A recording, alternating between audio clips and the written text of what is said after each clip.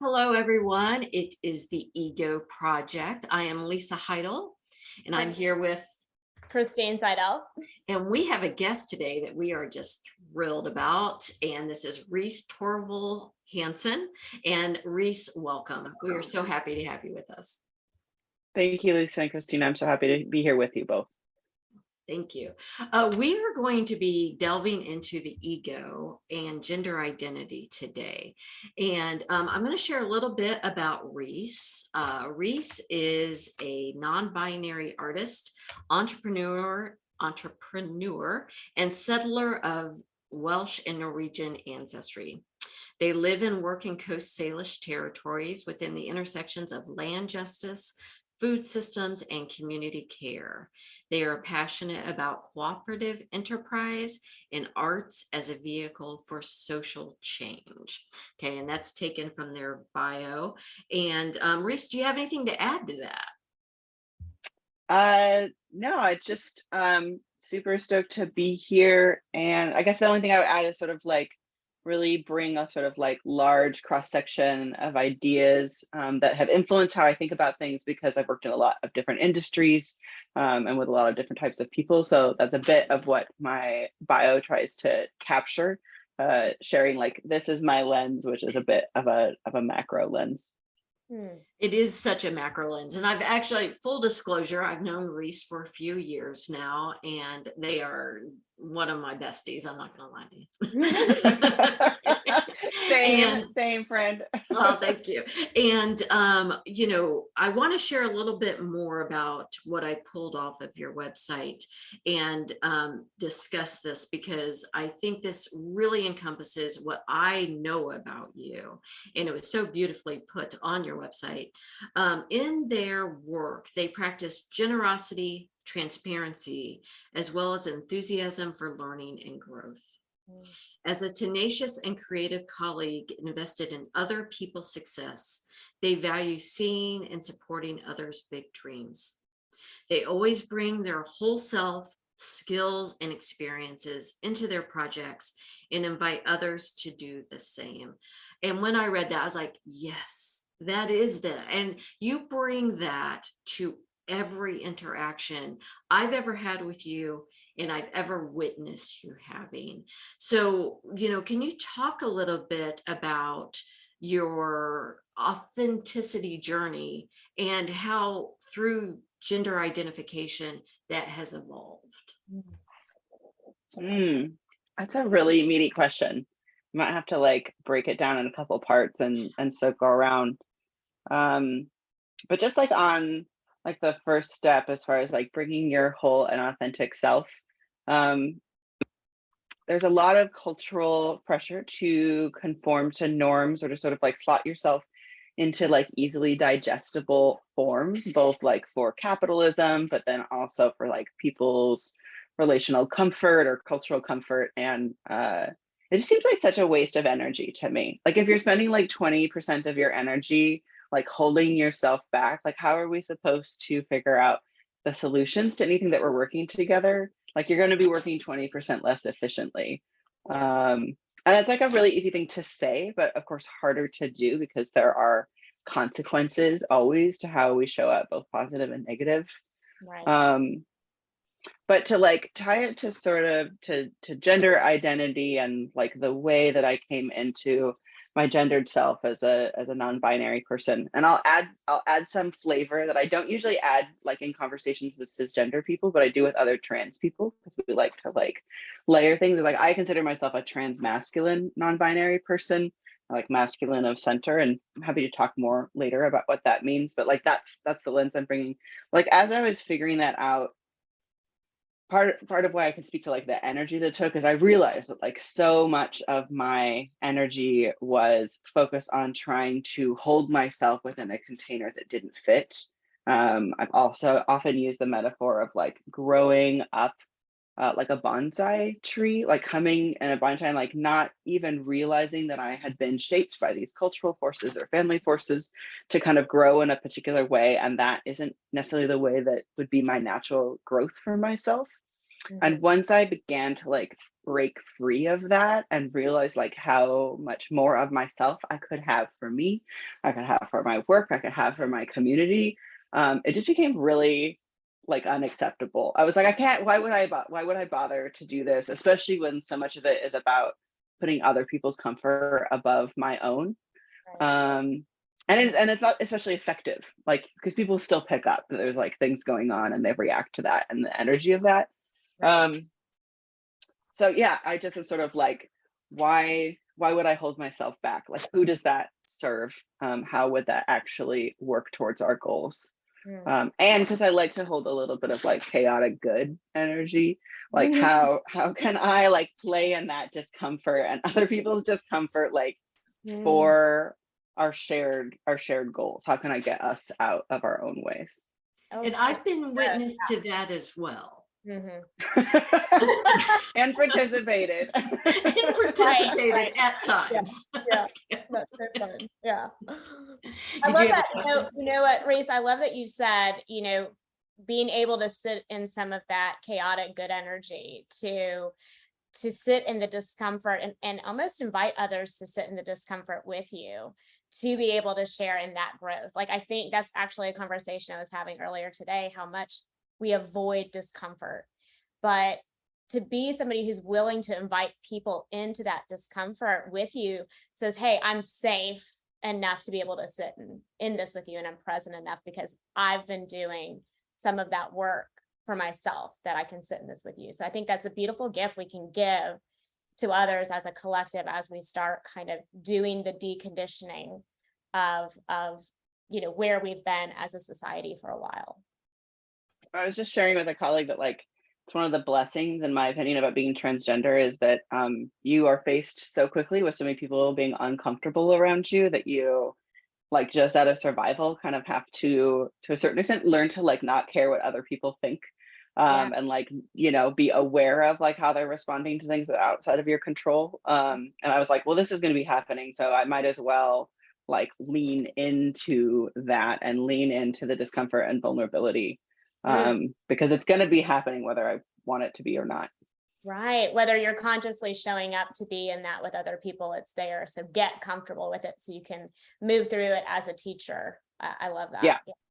Yeah. The writer Kimmy Neckpaville, she wrote Power and the Art of Asking, and she, based on her life experience of being fostered in the UK from Nigeria and being one of the only people of color in a very white population, said that she realized that she either would never belong anywhere or she would have to belong everywhere. And I wonder if that's been part of your journey as well, owning the space that you're in unapologetically. Is that part of your journey? Yeah, maybe. I think it's more that like it's really easy. Cisgender people, meaning people who match their assigned gender from birth, take it for granted, like the comfort of being in spaces around all cisgender people all the time. And I was, I think, 26, 27 before I was in a room with two other non-binary people, just two, And so it's like, it's almost the opposite, where my experience is mostly of not belonging in a space. And so I have to create my own sense of belonging within that space, because it's not going to be offered. And it's a really like rare and special treat to get to spend time with other people who have those shared experiences with me, as opposed to like the daily way that I walk around the world. Wow. Well, and your journey's, it's unique to you, no one Yeah. has, no two people have the same one. But are you comfortable speaking a little bit about your journey and where you find yourself today? That is, where you are today. Of course, you're still continuing, but your gender identity journey and the choices that you've made along the way. Yeah, I guess like it's sort of big, so I'm gonna like go a little bit big picture and then feel free to dial in, but just kind of to help people understand the perspective that I'm speaking from. I was raised and socialized as a woman, and didn't start to figure out that I might not be a cisgender heterosexual woman until I was in college. And I was fortunate enough to get to study abroad for a year, first in the Caribbean, in Trinidad and Tobago, and then later I went and did a Himalayan studies program and got to travel around there. And I was really disconnected from my friends, my family, romantic partners that I had at the time, and spent a lot of time by myself. So it was like great for kind of, challenging my ideas around the world and around what non-US places were like, but then also challenging my own understanding of myself away from anybody who had ever known me before, any of the assumptions that they had about me. And so that's kind of when I started to figure out that I was queer and that I had attraction to more than just men. And once I started to sort of go down that rabbit hole, I don't know, it can like shift your whole lens of understanding. Like it's like having a completely different frame. And so once you can build your skill in looking at that frame, then you start to examine other parts of your life. And this is kind of the gift of it, is like once you start to deconstruct your sexuality, it can be easier to deconstruct your gender. And once you've deconstructed those and sort of pulled out the pieces that really work for you, then it's really easy to apply that deconstruction lens to everything and be like, what of this is working for me and do I want to keep, and what parts of it do I not? So along that way, I came out as queer in my late teens, early 20s, and started dating women and other trans folks. And then I kept like sort of digging in, and I was really in this sort of crisis of like understanding that womanhood in the US white supremacist culture is like really prescriptive. And I knew that it didn't fit well for me, but I really struggled for several years to be like, am I a woman who fits outside of like the prescriptive womanhood, or am I something else? And I was really open, like with my friends and community, about like, I don't know, am I just like a really masculine woman? Am I part of butch culture? Or is there something else going on here? I eventually decided, I came to the conclusion, I was like, oh, I think I'm a transgender man. And I sought testosterone and was on testosterone for a while, and lived as a trans man for like three to 5 years ish, and was like really welcomed warmly in my community, and mostly treated as a man by the people that knew me.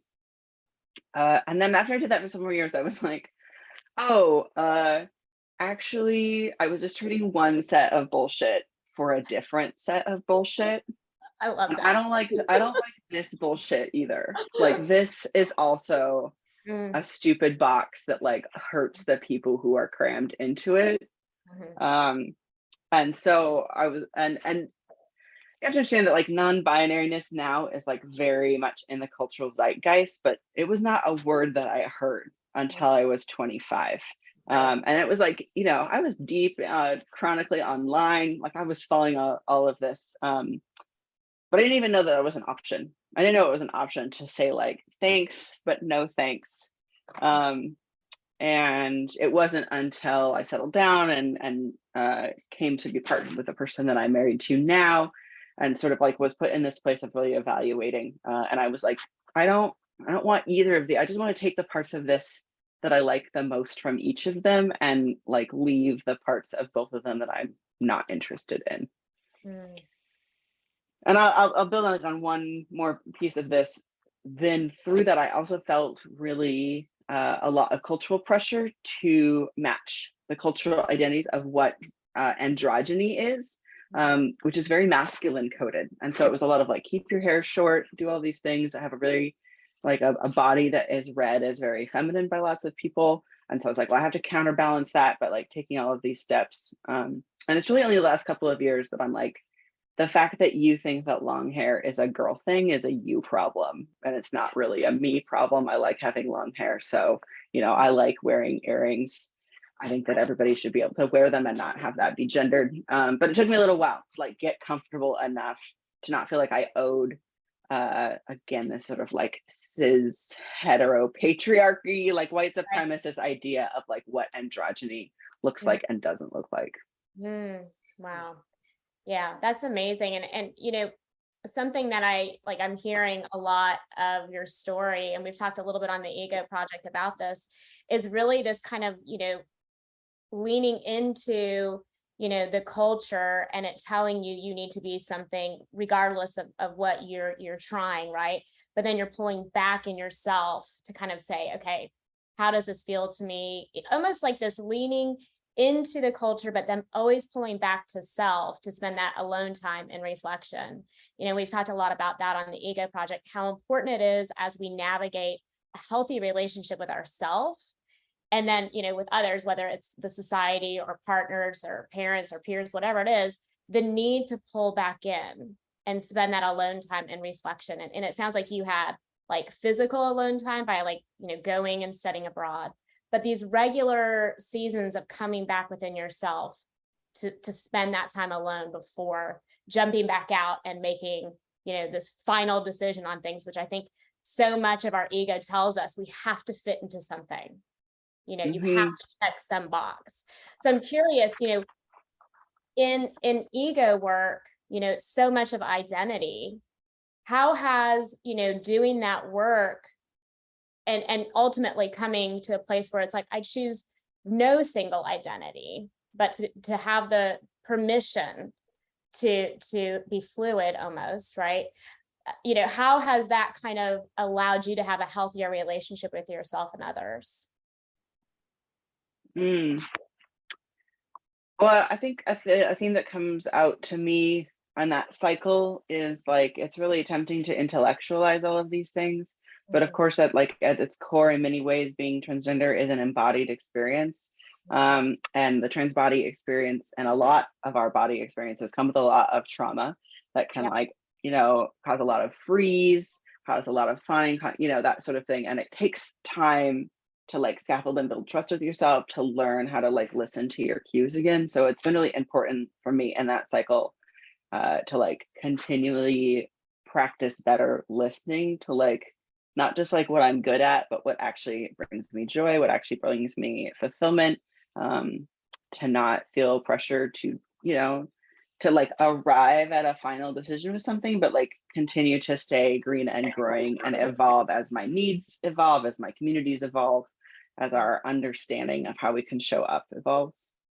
Yeah. I feel like I didn't actually answer your question. Can you, No, can you feel no, you it? did. You 100% did. Okay. I mean, what I heard you say was, being able to come to yourself and give yourself permission and have grace with yourself to not have to be something right away is allowing you to show up with other people and know that Yeah. you have permission internally and have the patience with people to be able to, give that space to grow just because you did it ultimately Well, and are doing it with you. yeah. And people take gender so deadly seriously. And like it's like partly because that's like of like where developmentally humans develop our ideas around it, but also like when you realize that you like don't need to take it that seriously, like I don't know, it just like can take a lot of pressure off to like sort of like make declarations or think that something is right or needs to stay unchanging because you're like, I don't know, like, did you pick an outfit when you were 4 years old and that's the only outfit that you are allowed to wear for the rest of forever? That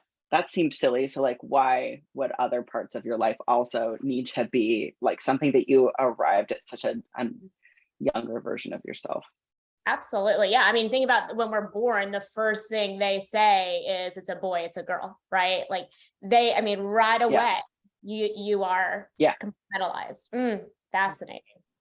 Yeah. Well, and you use the word of deconstruction there. And I think, you put language around what we all do all the time if we have a growth mindset, right? We reach these places in our lives where we're like, oh, I feel different than I did 3 years ago, 5 years ago, 10 years ago. In whatever area it is, whether it's career, whether it's relationship, whether it's with self, and we deconstruct that. and we break it down, and we, take the pieces, we look at it, and then we start building it back up. Now, a question I have for you is, you've made a place in a lot of different communities. And as we know, as human beings, we love to compartmentalize, right? We love, okay, you're part of this group now, right? And it's also part of our innate desire and a need to belong. And we're always craving that, right? We want to know we're okay, we belong, we found our tribe, right? So you've gone into these communities identifying as them, as you said, as a lesbian, as non-binary, as, you were race, cisgender, right? And so can you speak a little bit about allowing yourself to move in and out of communities and the reception that you've received when you've entered them and when you've maybe moved into a new one? Yeah, that's a great question. I think belonging is really important. A lot of people are a lot more comfortable if they feel like they can sort of categorize you. And from my perspective, that comes a lot from like the function of gender in her culture. Like what does gender do? A lot of what gender does is tell people how to be in relationship with each other. They want to know what your gender is because they want to know the rules of politeness with you. They also want to know where you rank against them in the power structure, and whether they can leverage that or not. And so people get really upset when they don't know how to categorize you in that way, and will project a lot of that onto you. And I don't know, it just sort of like breaks the code like so much. I'm going to keep coming back to white supremacy culture because I feel like gender and white supremacy culture are like so entwined that I can't really talk about them separately, like the way that we live these days. But like people are so like so much of white culture is about like, yeah, figuring out, the small talk is around like, where do you work and where do you live? It's about assessing your class to like figure out how they can relate with you around that. And so much of that gender, and people get really upset if they don't have that information, because one of the worst things that we can do in white culture is be impolite to people. Like it's worse to be impolite than it is to cause harm in lots of ways. And so people are really upset that they don't know the politeness rules because, oh no, what if you accuse them of something? They want to insulate themselves from any potential conflict. Well, it's interesting when you're talking about politeness in white culture. And yeah, I was raised in the Midwest, and then I spent a good decade in the South. And as Christine knows, being in the South, it's about politeness and courtesy, and there's roles for males and females, and I have this behavior where I never want someone to feel like they're causing me any type of inconvenience. So if they want to talk to me, I'll stand there for hours and listen, as opposed to not hurt their feelings and to not be perceived as someone who's rude. And yeah. I will just stand there. And I was like, oh, that's something that's just been, I was taught, you never just walk away, and that's part of, my growth that I'm working on, is being able to say, this is great, I'd love to catch up more. Why don't we schedule a time, or have lunch next week, and actually mean that. So I understand that those rules that we live by. So I definitely understand that.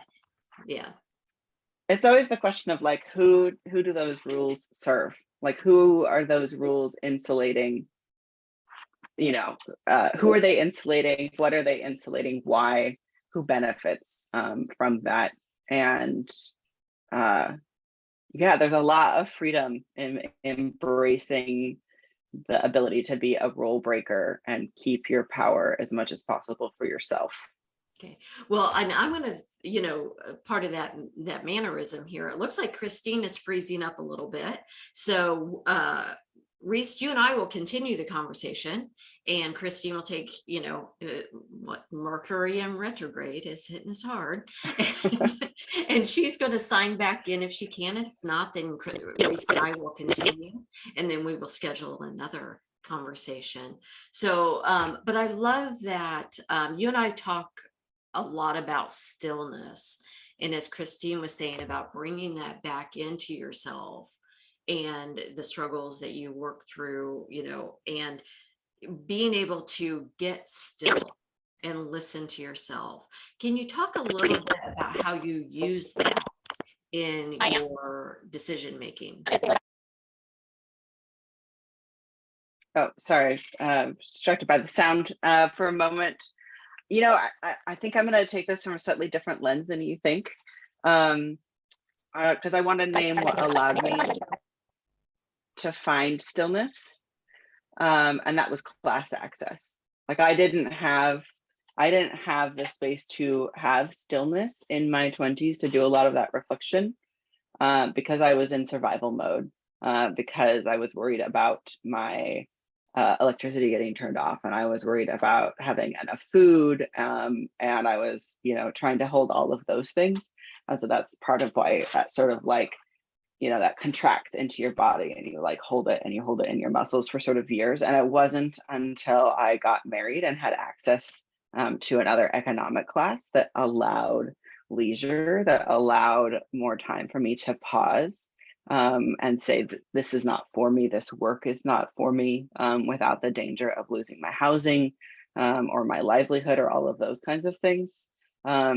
So I think that that's a really important piece to hold, and like who has access to the spaciousness for reflection, and who doesn't. And a lot of, I think, trauma responses that show up in our culture has to do with like who has had the space to seek healing from that, who has had the space to be held by their community while they work through things. Thank you so much for saying that, because that's so true, right? Like if you're, like you said, worried about your electricity bill, your electric being turned off, or, feeding your kids, whatever, being able, to catch 3 buses to get to your job, there isn't a lot of time and space for reflection. And I've been in that situation as well, where, I'm in survival mode. I don't have time to, be worrying about, what am I feeling in the moment? I have to keep hustling. So thank you for saying that. And you're absolutely right. Yeah. And that's a good differentiation for you. You have that. Yeah. And it's not that people are not able to like do that within poverty, because we see a lot of examples of culture making within it, but it just like, again, that sort of like holding all of these different pieces in the air, and like the pace of self-reflection and internal work that I have been able to have access to is 100% tied to my class and economic status now. And that's part of why I try to teach, like, come to relationships and culture building with cisgender people with so much graciousness, and so much capacity for holding people's mistakes and the impacts of that on me, is because I have this economic class privilege that a lot of other trans people don't have access to. And now that you have that, you're an artist, and you're able to invest time into your creation. And by the way, the backdrop is some of Rhys's art, as is their shirt, and their art is amazing. Check out their website. I'll put it in the description, but it's also rhys.earth, and you can take a look at their beautiful website. Such a good, and get a better sense of who they are. Using that stillness now, and you live in a very small community that is, allows for nature exploration and being out, in under the tree, in the trees, by the water. So can you talk a little bit about how where you are today is impacting, in all areas of your life, is impacting your art and your creations?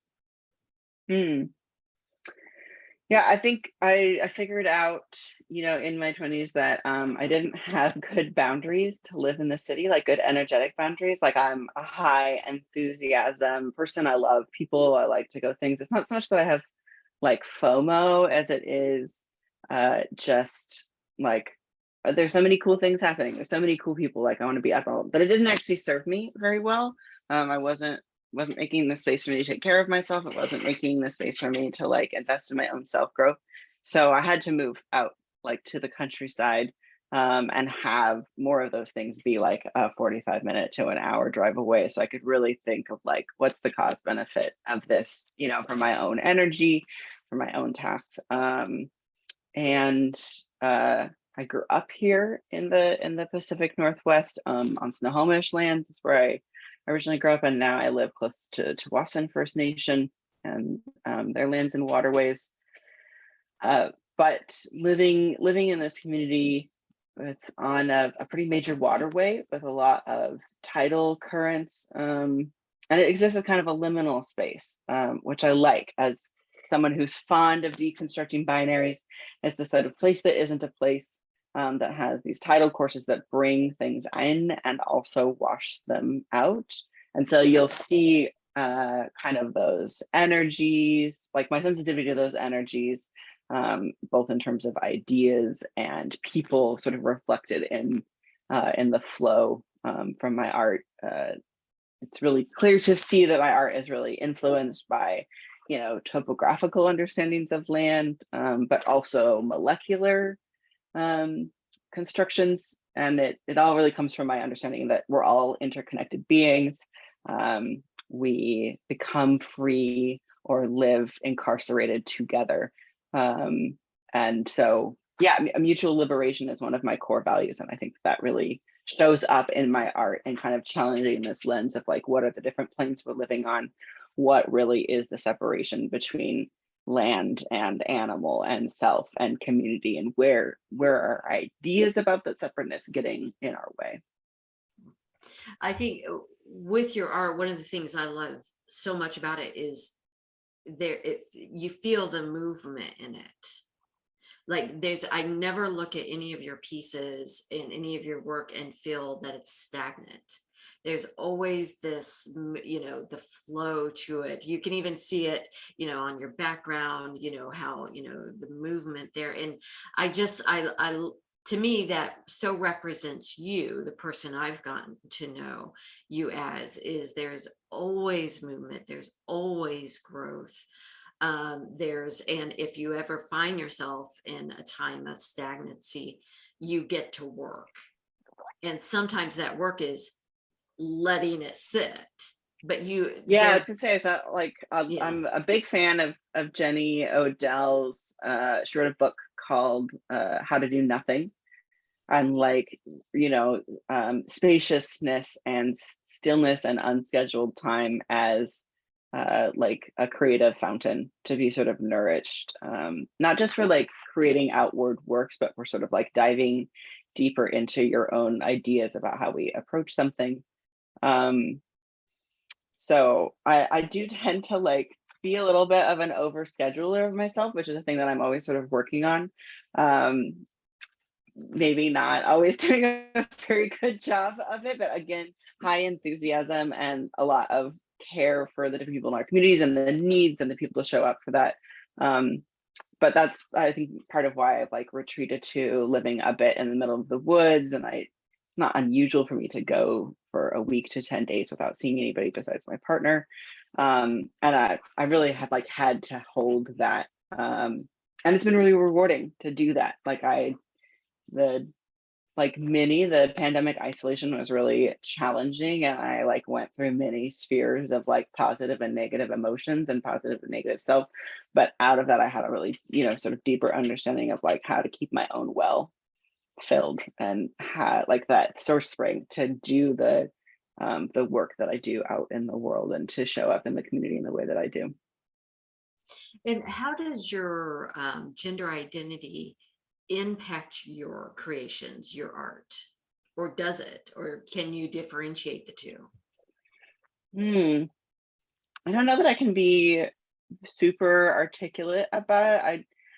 A word that I use a lot when talking about my art and creative practice is sort of intuitive art. And like part of doing illustration work has been like slowing down to be more attuned to energetic sensations in my body or the world around me, and be sort of still, and then sort of translate that. And there's not very much that I can do without like bringing my gender into it, but it also is sort of like, it's hard to see your own lens on that all the time. I think that the main thing is just sort of like a sort of deep understanding that most binaries are false, and I want to be specific in that sort of like, false doesn't mean that they're not true, but they're not absolute.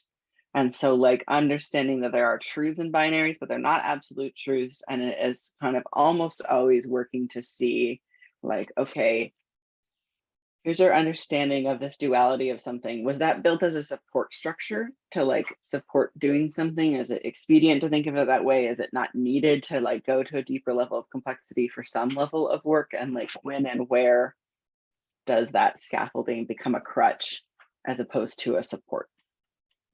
I understand.